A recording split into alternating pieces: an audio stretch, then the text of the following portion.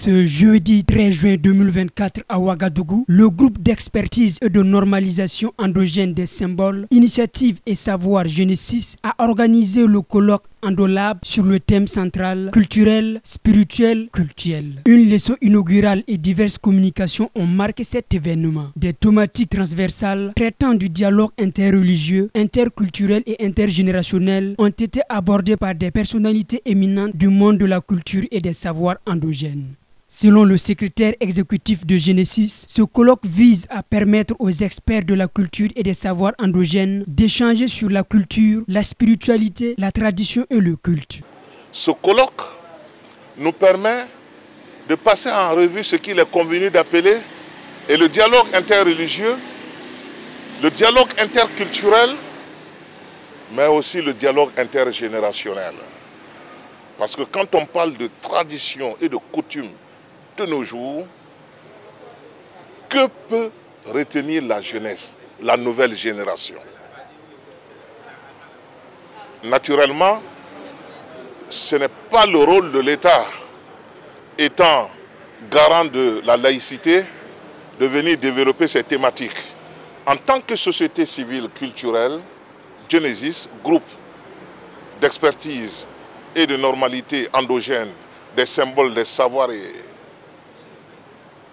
et des initiatives, nous avons effectivement estimé qu'il est de bon ton de convoquer ce colloque avec d'éminentes personnalités du monde de la culture et des savoirs endogènes, mais aussi des religieux, de sorte à ce que nous puissions échanger autour de ces grandes problématiques.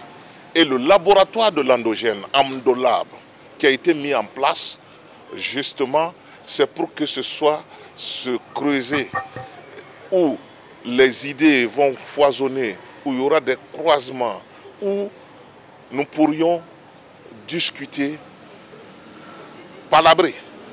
C'est pourquoi la leçon inaugurale, nous l'avons appelée face aux palabres.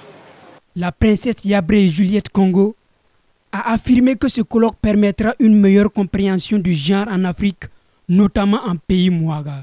Et aujourd'hui, l'opportunité que ce colloque nous donne, c'est de pouvoir informer les gens que dans nos traditions, par exemple par rapport à mon panel, on parle de tradition et genre.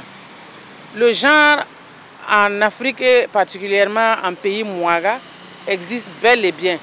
Parce que la répartition sociale des tâches fait que chacun connaît sa place et sait quel rôle exactement il doit jouer dans la communauté. C'est parce que les gens n'approchent pas et ne cherchent pas à comprendre qu'ils pensent que les femmes sont marginalisées et non mises en valeur, alors que ce n'est pas le cas. Pour rappel, Genesis a pour mission de valoriser les arts et les lettres en mettant l'accent sur le développement endogène.